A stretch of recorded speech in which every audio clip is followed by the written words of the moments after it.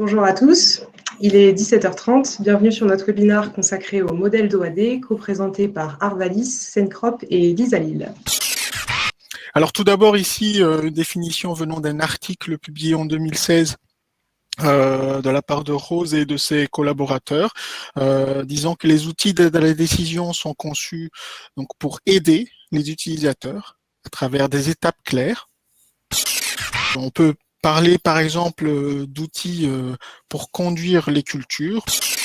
Donc, comme il vient d'être expliqué là juste avant, c'est que pour construire un OAD, le point de départ, c'est avoir de la donnée. Il n'y a pas de magie derrière. Hein. C'est-à-dire qu'il y a un raisonnement qui est créé à un moment donné par le modèle, par l'OAD, et ça se base clairement sur des observations, sur des faits qui ont été à un moment donné rentrés dans la machine pour fournir ce conseil. Donc, si on essaie de comprendre un peu pourquoi est-ce qu'on a accès aujourd'hui à toute cette donnée qui explique que aujourd'hui on vous parle d'OAD, c'est parce que grâce à des technologies des objets connectés, de l'Internet des objets, des technologies aussi du big data et de l'IA, on est en capacité aujourd'hui à mesurer tout un tas de phénomènes pour un coût nettement moins élevé que c'était le cas par le passé. Alors, on a vu précédemment que la définition des modèles est en réalité une sorte de simplification de la réalité.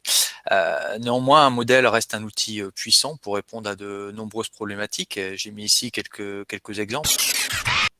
Donc, une fois qu'on a ce modèle, on va pouvoir passer à ce qu'on appelle l'OAD. Alors, le passage de l'un à l'autre se fait par l'ajout de règles de décision. Donc, on va dire que l'OAD, si on veut pouvoir lui donner une définition, c'est un agrégateur à la fois de compétences et de connaissances.